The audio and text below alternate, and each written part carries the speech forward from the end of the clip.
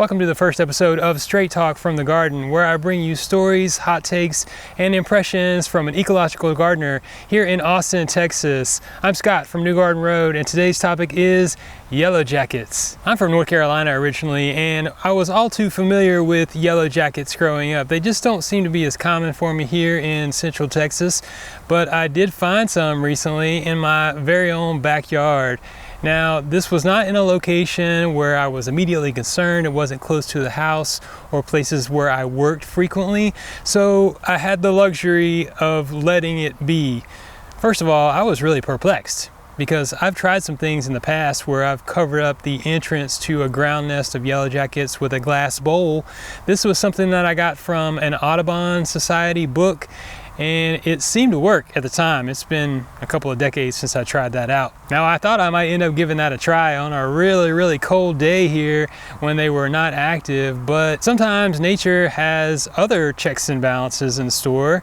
And if you haven't seen it already, I've got a video about raccoons in my garden and why they can be beneficial, even as they disrupt my plantings, cause havoc on my seed starting tray, and have just been a general nuisance from time to time. So I came out here day after day and I would just stare at those yellow jackets coming in and out of that nest and think to myself, well, this is not good. What am I gonna do? How am I gonna reclaim this space? I didn't want to do anything in the first place, and not because I'm lazy, but because, I don't want to enact any type of nasty chemicals in my garden space. I'm just not gonna do that. And it takes some boldness, some bravery to try some of the other remedies. So I just kept thinking about it, letting it do its thing, because I understand that these yellow jackets have a role in nature. They do some things that I don't know about, I don't understand. At the same time, they are a safety hazard, so you have to balance that out in your situation. Well, I kept coming out here to visit this nest of yellow jackets, and one day I noticed that there was a little dugout hole in the side of this mound of topsoil where they had made a home. And I do have possums, raccoons, skunks, even fox in my landscape. This is a garden haven for ecology. I don't have anything to get rid of these critters. I want to welcome them and work with them in my garden. That's not always convenient to me, but who am I to say they don't belong here? I've created a haven for them in some ways, and many times they have proven to be allies. So I saw that little hole that had been dug out and I thought, okay, what is this? Is this going to be good? Am I going to get rewarded for my patience? Well, lo and behold, I came out here a couple of days later and I could clearly see that the top of that nest had been dug out even further. Now, I was not about to venture much closer, but I did throw a couple of rocks in there and I didn't see any yellow jackets come out. Well, I thought, this is a good thing, but I'm still going to wait a little bit. So the next day I came out again. I got a little bit closer. I got a stick, I poked at it. No yellow jackets.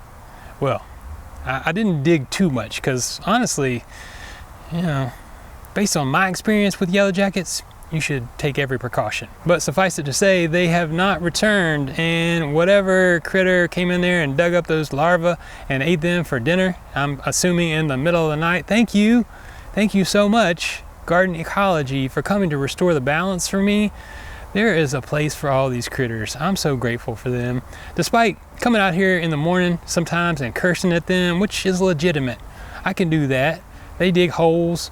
I don't really like that, but they also do some good. Now, this is not exactly the first time that I've noticed I've gotten some assistance of this nature here in the garden. Once upon a time, I was monitoring a paper wasp nest that was over the AC unit back on the corner on the eave of my house, and it was getting pretty big, pretty active, and it's a place where I come to my hose bib pretty frequently and do some work around there. So I was being cautious about it, but one day I looked up and I noticed that it was gone. It was clean off gone.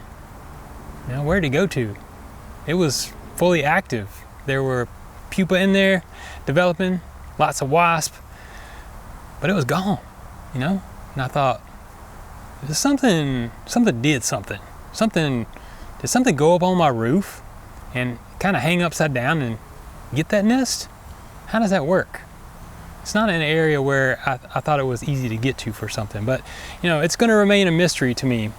Thankfully, that wasp nest is gone. and I didn't have to worry about it. So I suppose what would be the second chapter in this saga was when I noticed on a olive tree that I have growing in a container that's only about 3 feet tall. It's an Arbequina olive. This had a small paper wasp nest that was beginning to develop in it earlier in the spring. And again, problematic because I'm not going to spray anything on my plants, and I don't want to get stung by a wasp either. So kind of a, rock in a hard place type situation. Well, this is how it rolls for me. I come out and look at it every day and I scratch my head and go, yep, that's some wasp. Well, one morning I came out, and just like that wasp nest that was attached to the eave of my house, it was gone. Nowhere to be found. Now, I did see some wasp on the tree looking a little bit homeless, as it were. Yeah, so what was it? Possum? Something crawled up that tree and took out that nest and ate whatever larva it could find in there. Food for nature, ecology. This is a dynamite combination in my perspective. Next time you're in the garden perplexed by a similar situation, not one that you have to take immediate action on, remember that you've got a friend in nature and you just have to be patient. Now check out more awesome gardening videos on my channel, like this video, and follow New Garden Road for weekly content. You can grow your own food. Keep it organic.